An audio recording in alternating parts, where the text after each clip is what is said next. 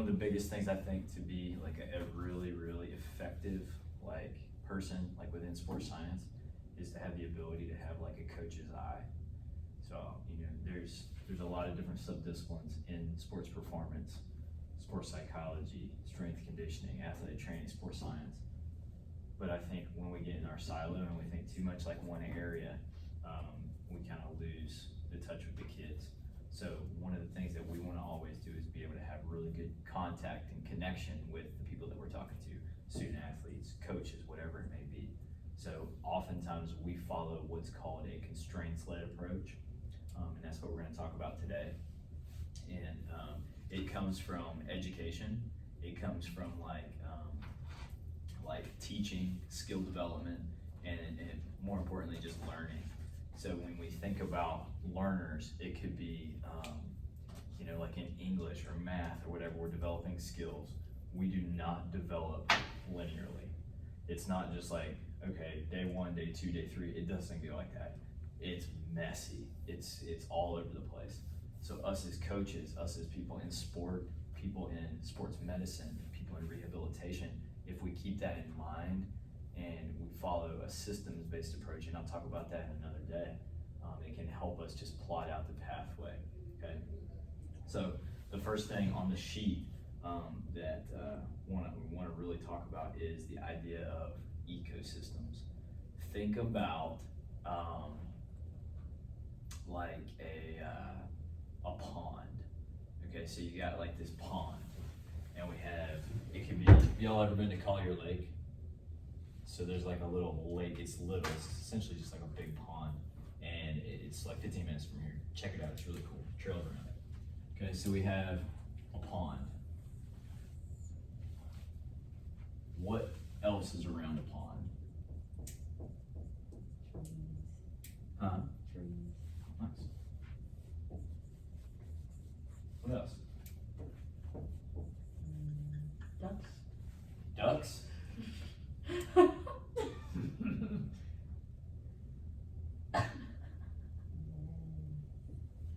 Nice. Solid. It has like little insects that fly around. Okay. They're probably following the duck, Bugs. right? And then let's put a lily pad. And what's on a lily pad? A frog. What else? Grass. Grass Moss. coming up here. Okay. Sometimes it has flowers. Flowers are pretty.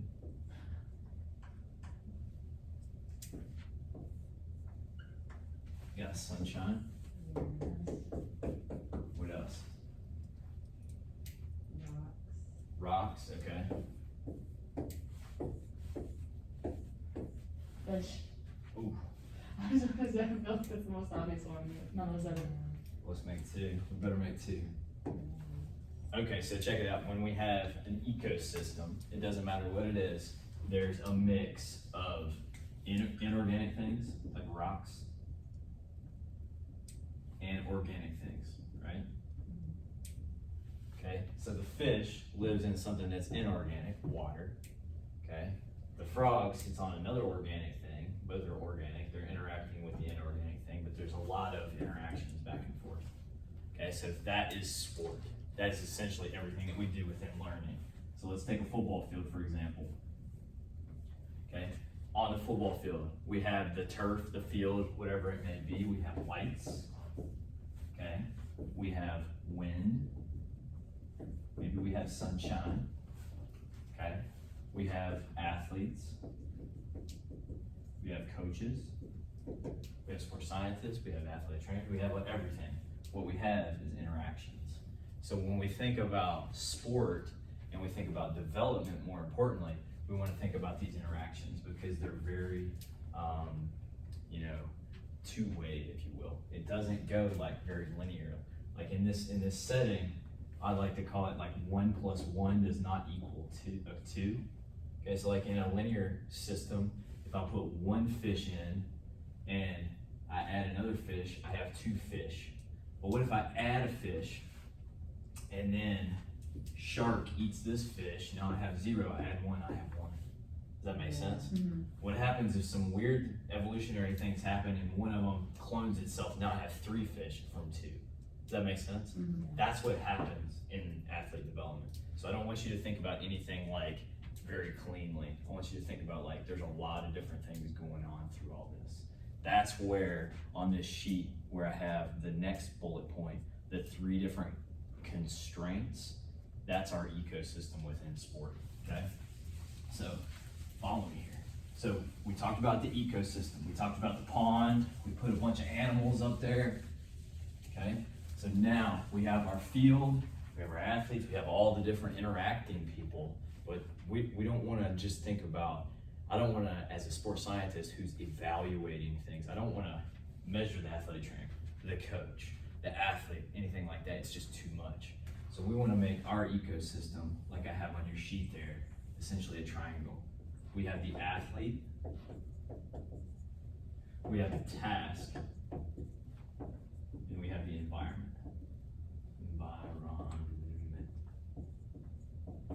Okay, this is our ecosystem. And every single day that we're out at practice, out at training, today, when you're out there, I want you to think about it through this lens. Think about this framework of I'm evaluating, and today we're gonna use technology. I'm gonna show you how that embeds in this here in a second.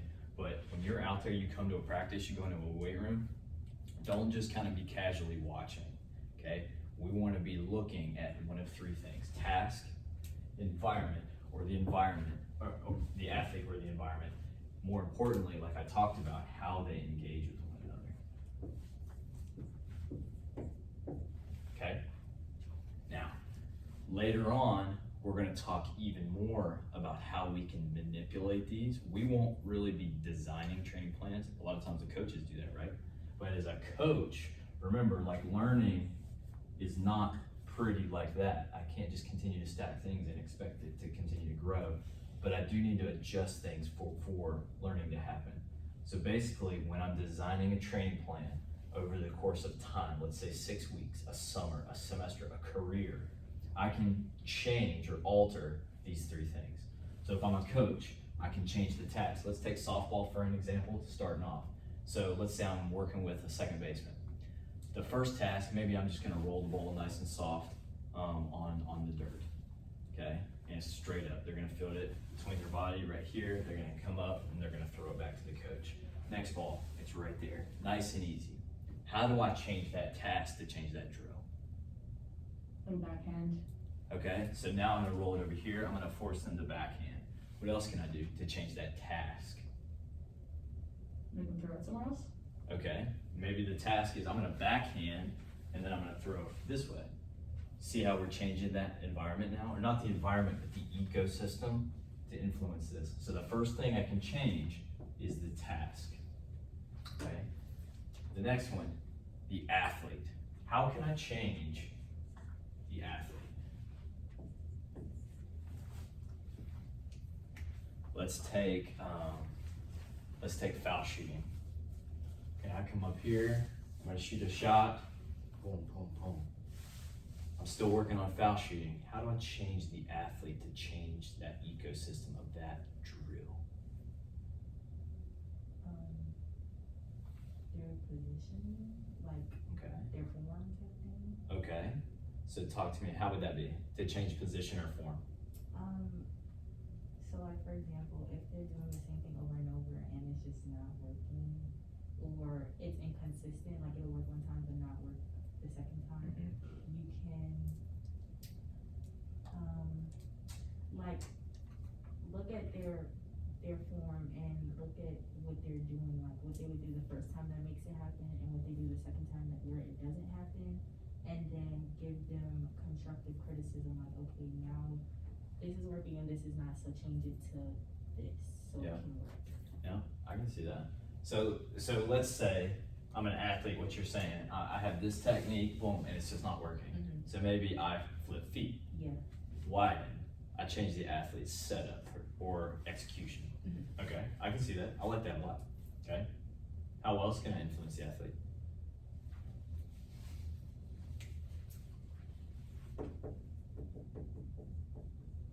What about like their mindset? Okay, talk to me. Like,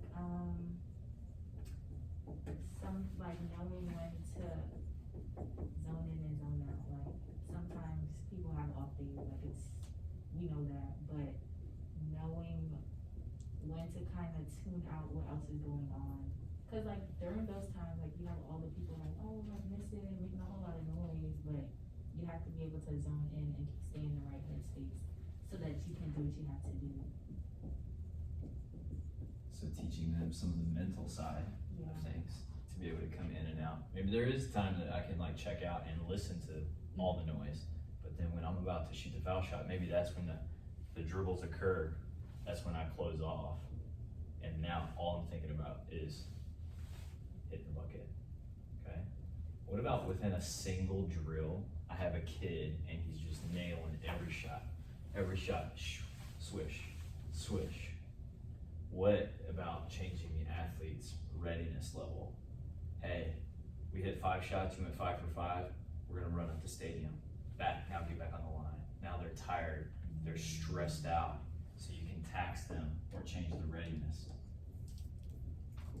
But you guys get the point, right? You can influence the athlete, but even keeping the drill the same, the task the same, now the ecosystem is different. Okay, the last one is the environment. This is one of my favorites. It's actually somewhat easy to conceptualize. So let's take a different drill, or a sport. Let's take a soccer kicker taking a penalty kick. Or is it penalty kick or is it a, what is it? Is it penalty kick? I think so. PK, yeah, Sounds right to PK, me. yeah, penalty kick at the end of the game or something like that. Okay, so now we have penalty kick, we know it's X amount of distance away from the goal. It's one-on-one, goalkeeper versus shot taker. Athlete, got a shot of water, calm down. The crowd's going nuts, so they're really fired up, but they're in a good headspace, they're ready to go. How can we change the environment?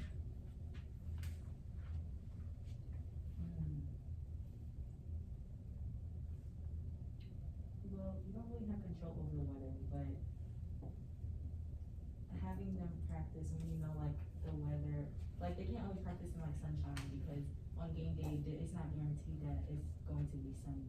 1,000%, 1,000%, and I think you just said it, was you can't control the weather on game day.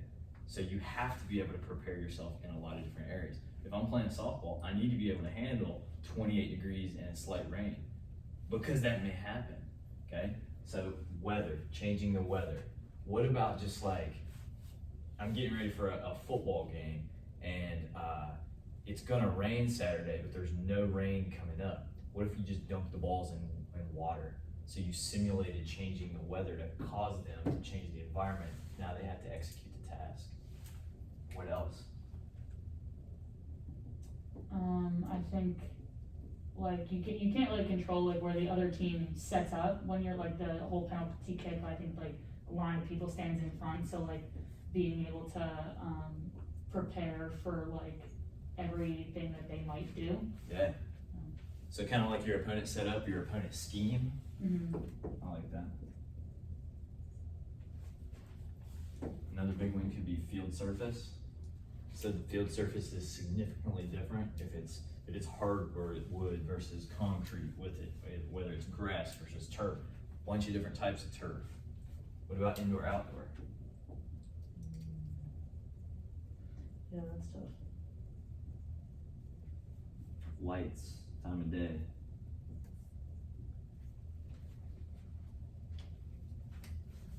Does that make sense?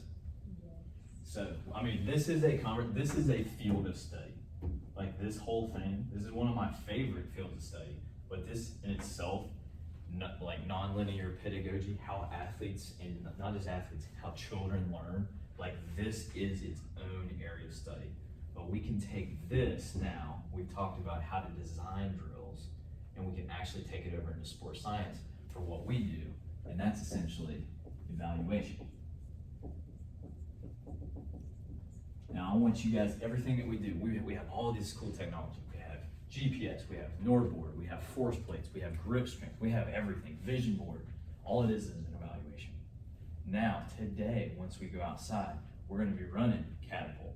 That's gonna give us information on a couple different things. Okay, but I want you guys and to help with that, and I want you to really dig in. You're gonna be with Flurry on the Catapult computer. He's gonna cut up practice and everything. You can see how to do that and how to operate it.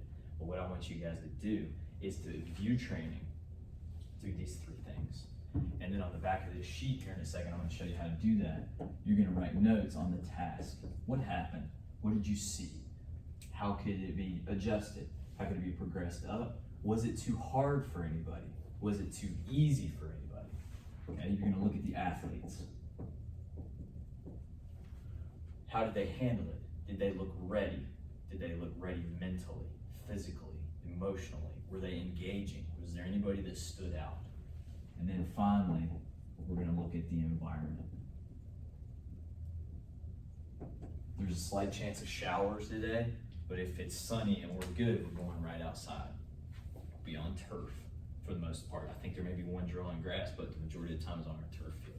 Okay, so that is pretty standard, but just evaluating the environment.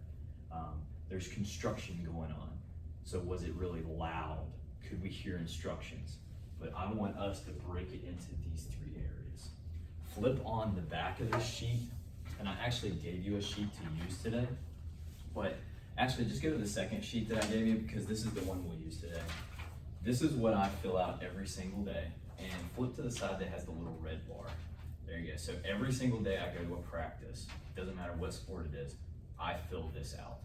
And basically what I'm trying to do is to evaluate with an ecological model, okay? So what I'll do every single day, sometime through the day, I take a reading of the weather. It could be on weatherchannel.com, it could be on the TV, it could be on my iPhone, whatever it is. And that's what you see right there on the environmental factors. What are the conditions? Okay, is it gonna rain? Are there thunderstorms around? Is it gonna be sunny? Is it the hottest day of the year? Those are some things you need to know. Toward the summer, it's good to know humidity, field surface, a lot of those different things. So I like to fill those in. We'll fill those in just kind of when we break here. For us, we always need to be ready to say something. Okay, so I need to have something ready. That's what you guys are building with like Performance Academy. So like at the beginning of a semester, we like to talk about sleep, or middle of the semester, maybe we're talking about substance abuse and drugs and alcohol. That goes in that little education setting, or that box right there. So now, from that point, I already have my notes ready. So if somebody calls on me, hey Nelly, do you have anything to say to the team? Absolutely, I've got my notes ready to go before I even get to practice. Then the bottom little section there, what I have is like anything I perceive, it's just a notes area. Sometimes I fill that up, sometimes I don't. Flip to the second page. Okay, so now on the second page up top are measurables, and I will adjust these dependent on the sport I'm working with. If I'm at baseball practice, it may be certain measurables that they're collecting. If this one is built for football, so those are some measurables that we'll have after we get done training based on catapult GPS, or just a stopwatch with like duration. But after practice, we come in, we download the data, I will essentially just fill those data in. So now what I have is if Coach Franklin or any coach calls me after practice, I don't have to open my computer quickly. I've already written it down, or more importantly, I've written it down so I know it. Does that make sense?